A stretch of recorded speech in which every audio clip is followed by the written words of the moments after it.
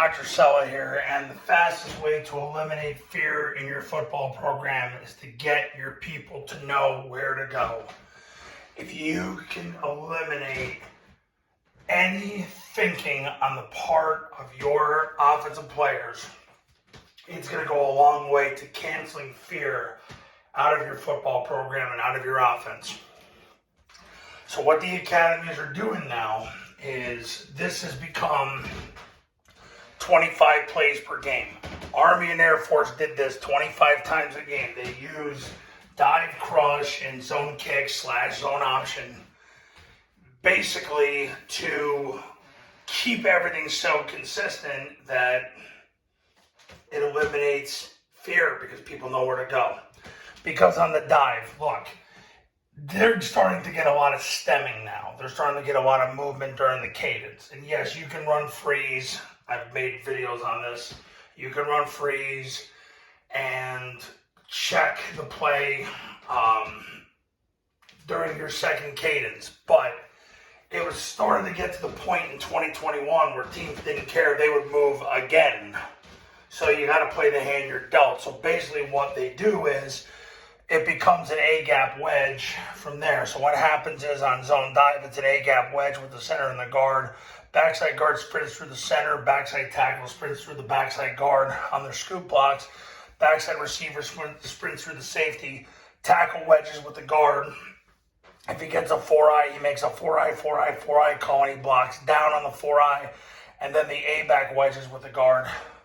Otherwise, the A-back wedges with the tackle. The receiver blocks the nearest inside linebacker.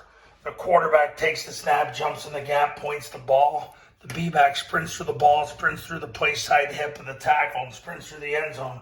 Quarterback carries out the fake to get 1 and 2 to the quarterback. Backside A-back runs the pitch, so they have to cover the pitch. Now, that's the dive. Now, so if a team is stemming during the cadence, just make an ace call, have the center make an ace call, and you're wedging the A-gap. Tackle wedges with the guard, A-back wedges with the tackle. Backside guard scoops through the center, backside tackle scooping through the backside guard. Backside receiver sprints to the goalpost. Receiver's got the nearest inside backer, and you got it from there. Now, the great thing is on crush and kick, it's the same rules except now the receiver is going to wedge with the tackle, and the A-back is going to block the nearest inside backer. So really what happens here is the receiver wedges with the tackle, and the A-back comes off his play side hip and blocks the nearest inside backer. And then it's the same handoff, but the B-back will run off the play side hip of the receiver. Only difference now is if number 2 takes the dive, which never happens in college, but it could happen in high school. The quarterback will pull it, and he'll get around the pitch, while the pitch man now will block the corner, and the quarterback gets around that, which is bad news for the defense. But you're keeping everything consistent. The kick is the same thing as crush, literally, except the B-back kicks number 2, and the quarterback takes the snap, takes 6 steps to the right, turns up and scores. And that's it. And if the corner folds in, the A-back's blocking them, the quarterback will bounce it, and they run out of people. This is 25 times a game by Army and Air Force right now. 25 times a game they're doing this. So in high school, that's more than half your offense. The average high school offense runs 48 plays a game. So you want to eliminate fear out of your football program. This progression right here is how you do it, because you're keeping everything consistent so they can move during the cadence. They can stem. Center just makes an ace call, and everybody's wedging from there with the center guard wedge in the A-gap, tackle wedges with the guard, A-back wedges with the tackle. You got your 2 scoops on the back end.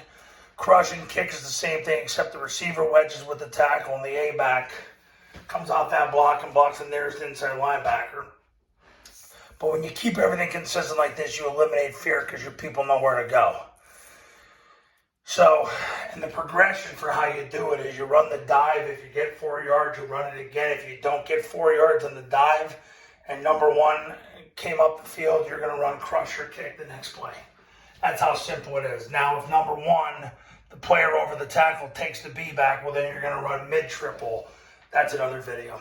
So you want to eliminate fear out of your football program? Get your people to know where to go, especially during stemming.